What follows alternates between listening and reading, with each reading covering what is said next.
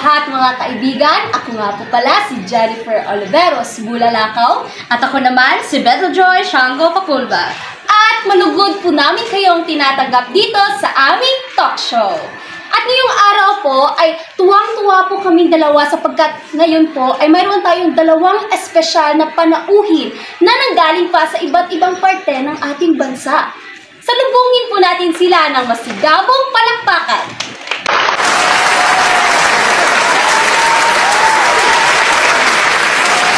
Ngayon ay magkakaroon tayo ng pagkakataon na mas kilalanin natin ang ating panauhin at aalamin natin ang kanilang mga karanasan habang sila ay naglalakbay dito sa ating bansa.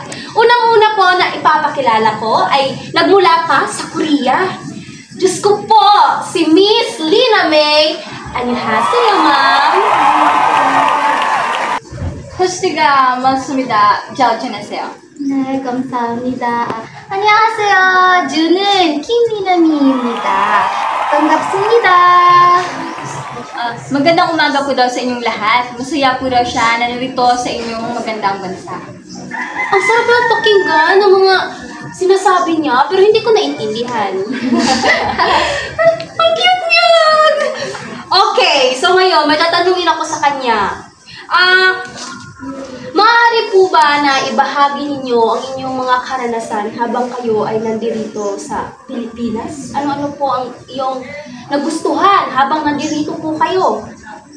당신 무스가 아름습니다. Jenny. 여기 필리핀 해경 라이하툴 우리와 가일라훌 안녕하세요. 네, 모르죠. 보라가 예뻐요. 하루하루 두고 좀 멋있어. 네. Oo, syempre. Nakarating na siya sa magagandang lugar, lalo na sa Boracay. At natikman niya na rin ang mga pagkain tulad ng adobo at halo-halo. Wow, ganda naman pala talaga ng karanasan mo dito sa aming bansa po, ma'am. Naku, nakaka-proud po sapagkat isa sa mga espesyal na panauhin ng mga turista galing pa sa ibang bansa ay nagpunta pa dito at ganyan ang naging karanasan ninyo dito. Maligaya po kami mga Pinoy. At maraming salamat po, Miss Lina May.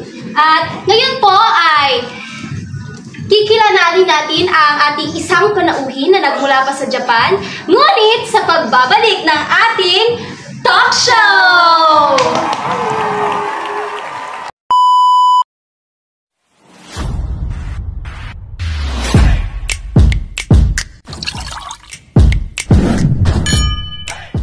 Sa Coke, magkasama ang saya at tamis ng buhay.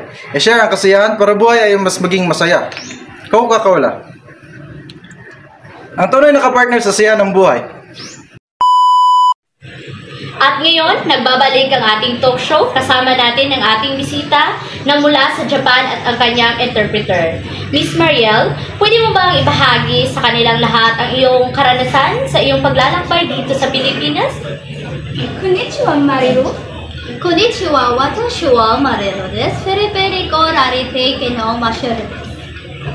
Magandang araw daw po sa inyong lahat at masaya siya at nakapunta siya dito sa Pilipinas. Ngayon ko lang napansin, Miss Mariel, ang ganda mo pala. At Miss Mariel, pwede mo bang sabihin sa kanila ang mga highlights ng iyong paglalakbay kung saan ka napadpad dito sa Pilipinas? Ego mo sutuki desu, Mariel-san. Kung nakani eno ryoko no hairato wa na desu ka? 私はここ特にパラワのSushimate, Lechon, Corissimate, Philippine o Shirimata. Napahanga daw siya sa mga tanawin dito, lalo na sa Palawan. At natuklasan din niya ang mga pagkain Pinoy, gaya ng lechon at sinigang. Maraming salamat sa iyong pagbabahagi, Miss Mariel, sa iyong munting kwento sa iyong paglalakbay dito sa Pilipinas. Naway balik-balikan nyo ang Pilipinas. Maraming salamat talaga. At ngayon, dito nagtatapos ang aming talk show.